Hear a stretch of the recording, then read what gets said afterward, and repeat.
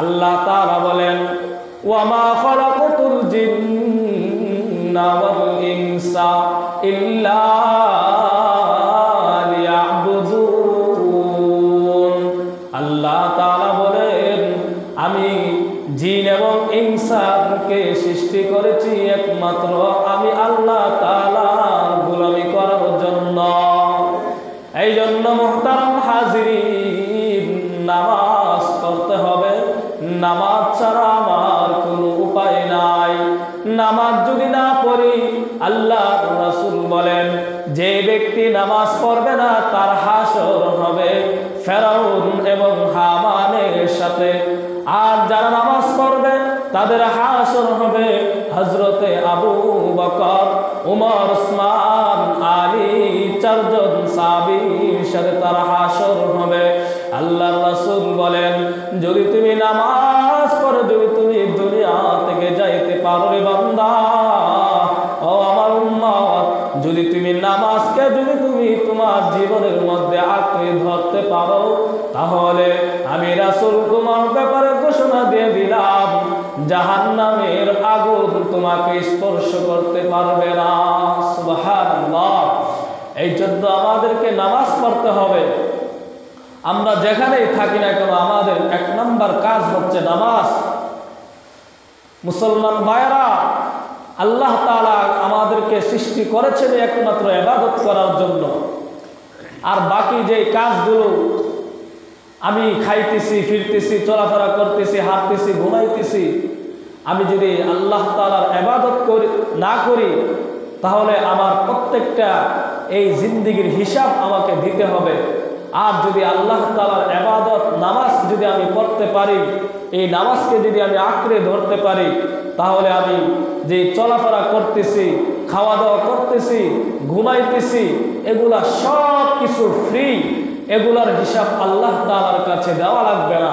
বলেন না সুবহানাল্লাহ। মুহতারাম হাজিরিন, এই যে এত বড় একটা মসজিদ আপনারা বানাইলেন, এই মসজিদের দেয়াল, পাখা, টাইলস সকল কিছু কমপ্লিট করা হয়েছে।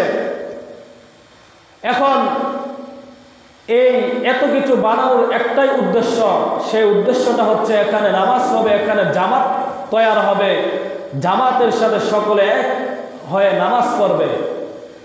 এখন যদি যারা এই মসজিদকে বানিয়েছেন, তারা মসজিদ বানানোর পরে তারা যদি মসজিদ তালা মেরে রাখে, তাহলে সমাজের সকল মানুষ তাদের থেকে হিসাব চাইবে যে তুমি কেন মসজিদ বানাইলা, এই মসজিদ বানাইলা, এত টাকা আমাদের থেকে নিলা, সমাজ থেকে এত টাকা উঠাইলা, কিন্তু তো এখানে তো কোনো জামাত হয় না, তাহলে কেন এই মসজিদ বানাইলা? সমাজের কাছে তোমরা হিসাব দাও। ঠিক তেরকম ভাবে আল্লাহ তাআলা বলেন, আমি তোমাকে বানাইলাম আমার ইবাদত করার জন্য, সুতরাং ইবাদতের মাঝখানে দিয়ে তুমি যা কিছু করবা সকল কিছু তোমার হিসাব দিতে হবে না। আমি তোমাকে যেই নিয়ামতগুলো দিতেছি, কোনো নিয়ামতের হিসাব তোমার দিতে হবে না। তুমি যদি একমাত্র আমি যেই উদ্দেশ্যের জন্য তোমাকে পাঠিয়েছি, আমার ইবাদত, সেই ইবাদত যদি তুমি বান্দা করতে পারো, তাহলে তোমার আর কোনো হিসাব দিতে হবে না। সকল কিছু আমি আল্লাহ তাআলা তোমার হিসাব ছাড়াই আমি তোমাকে জান্নাতের মধ্যে প্রবেশ করিয়ে দিব। সুবহানাল্লাহ। মুহতারাম হাজিরিন, 1 নম্বর বলেছি যে নামাজ, আমাদেরকে নামাজ পড়তে হবে। আপনি আমি যেখানেই থাকি না কেন, যে অবস্থাতেই থাকি না কেন, নামাজ পড়তে হবে। যদি নামাজ না পড়তে পারি, তাহলে আপনার আমার জিন্দেগিও শেষ, আখিরাতও শেষ, এবং জাহান্নামের আগুনে আমাদেরকে জ্বলতে হবে।